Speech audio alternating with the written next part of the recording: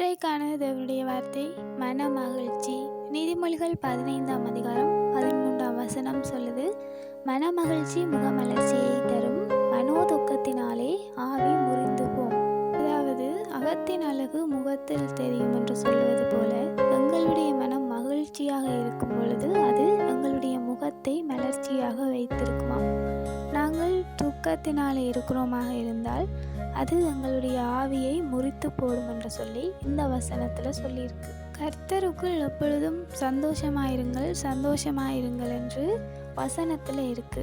நாங்கள் தேவனுக்குள்ளாக இருக்கும் பொழுது தேவனிடத்தில் எல்லாவற்றையும் ஒப்பு கொடுக்கிறோமாக இருந்தால் நாங்கள் மனமகிழ்ச்சியாக இருப்போம். அப்படி மனமகிழ்ச்சியாக இருக்கும் பொழுது அது முகமலர்ச்சியை கொண்டு வரும். தேவையற்ற கவலைகளை தரித்து கொள்ளாமல் எப்பொழுதும் கர்த்தருக்குள் மகிழ்ச்சியாக இருக்க வேண்டும். அப்படி மனமகிழ்ச்சியாக இருக்கும் பொழுது அது முகமலர்ச்சியை கொண்டு வரும்.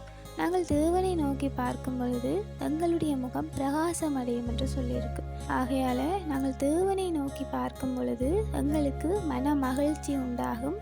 அது எங்களுடைய முகத்தை மலர செய்து பிரகாசமடைய செய்கிறது.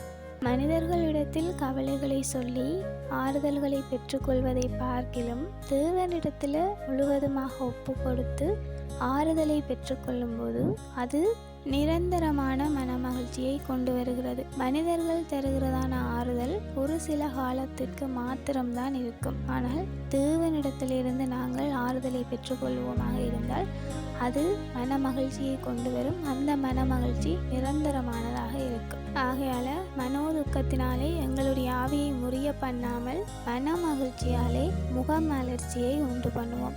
Have a happiest day.